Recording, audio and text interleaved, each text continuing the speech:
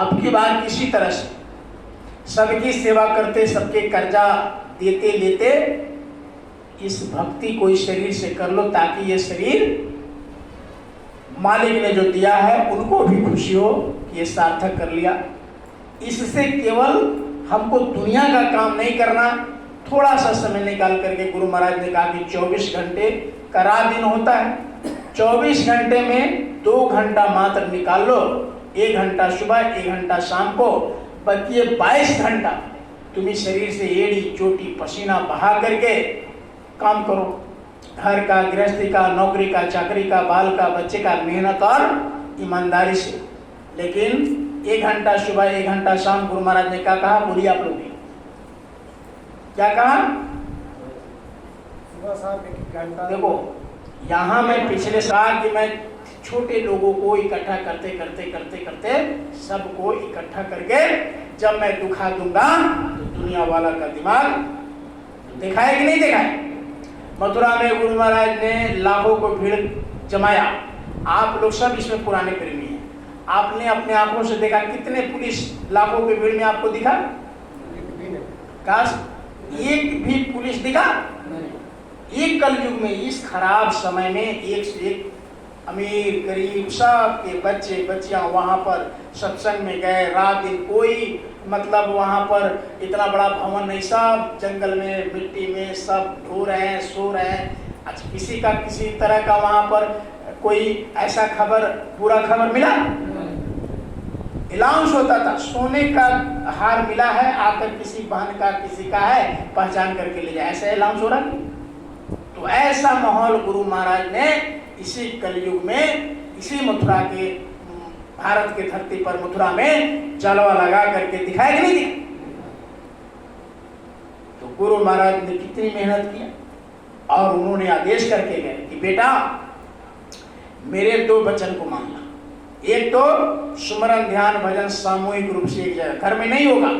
साफ गुरु महाराज ने कहा कि घर में 1 दिन करोगे, 2 दिन करोगे, अब 3 दिन करोगे, अब करते करते करते करते धीरे धीरे छूट जाएगा। जैसे आज कोई काम आ जाएगा तो आप कहेंगे छूट गया, अच्छा कल कर लेंगे, कल फिर कोई काम आएगा, अच्छा परसों कर लेंगे, ऐसे करते करते टल जाएगा। या सुमरन ध्यान में बैठे हैं, कोई गेट पर खटखटा दिया, अब आपका मन उधर चला जाएगा, अरे भाई कौन आया, क्या करने आया, अब फट से भजन दे। यहाँ पर आप आ गए, अब घर पर क्या हो रहा है क्या नहीं हो रहा है, कौन है, कोई चिंता है? तो इसलिए गुरु महाराज ने कहा कि सामूहिक रूप से, अभी मान लेते आप किसी के मन में है जाने का तो आप जा सकते हैं, कह के भाई आरती नहीं हुआ कैसे जाएंगे? तो इसमें जबरदस्ती हो जाता है, घर पे जबरदस्ती, ये वो फोन आ जाएगा, इसका मोबाइल आया बजा है, थोड़ा देखे सुमरन ध्यान भजन सब छूट जाता है। तो गुरु महाराज ने कहा कि एक साथ सामूहिक रूप से भजन करो तो उसमें दया हो जाएगा। और जब बैठने का आदत पर कहा कि तन स्थिर तब मन स्थिर, सुरत निरत थिर होए। हाँ, सुरत निरत थिर, जब बैठ जाएगा। पहले कहा था कि आलती पालथी, पहले क्या कहा महापुरुषों ने? आलती पालथी लगाओ। अब बहुत सत्संगी पालथी ही नहीं लगा पाते, 1 मिनट में इधर पलटेंगे, पैर को 1 मिनट में इधर पलटेंगे। कभी वो सुमरन ध्यान भजन 2.5 घंटा एक आसन में जिस दिन आप साधना सिद्ध कर लेंगे, तो पहले कहा तन स्थिर, पहले शरीर स्थिर करने का आसन बनाओ। जब आप 2.5 घंटा आसन में हिलोगे डोलोगे नहीं, तो उसको क्या कहते हैं? अच्छा बताओ, उस आसन को क्या कहते हैं? आप सत्संगी लोग बताइए। हाँ, सुखासन। उस आसन को क्या बोलते हैं?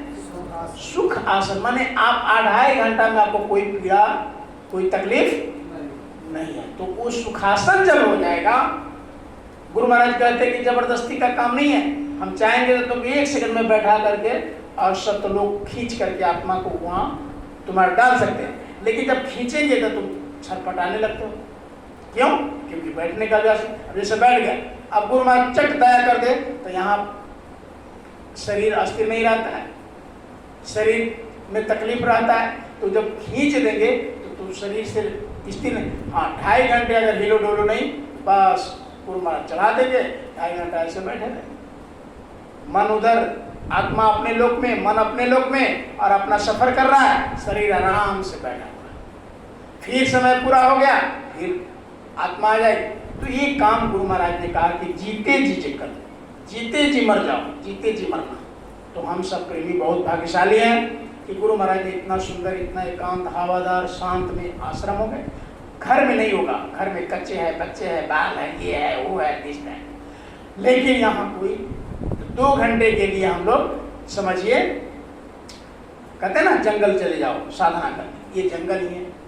घर परिवार क्या है? जंगल है। उसी जंगल में रह करके 2 घंटे के लिए हट लो।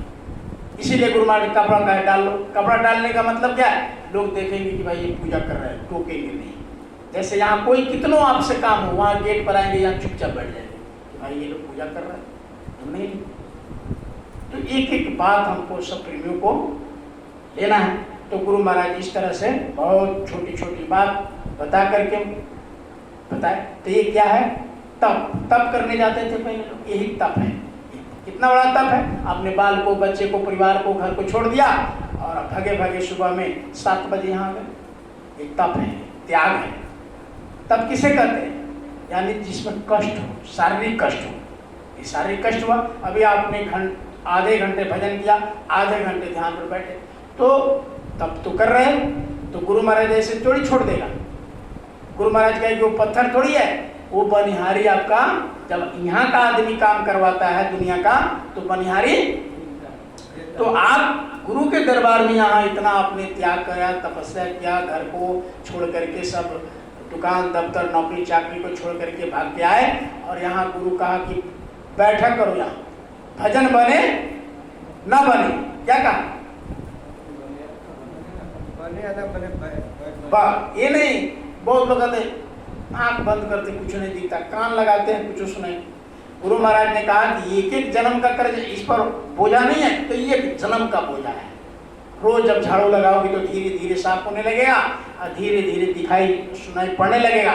किसी से कहना मत। बहुत सोचते हैं कि जब थोड़ा सा आनंद आने लगता है, बहुत मजा आ रहा है, भजन में बैठते हैं, बहुत आनंद आता है, बस खत्म हो जाता है। आप ऐसे करिए कि कोई जाने नहीं, तो ज्यादा समय नहीं लेंगे।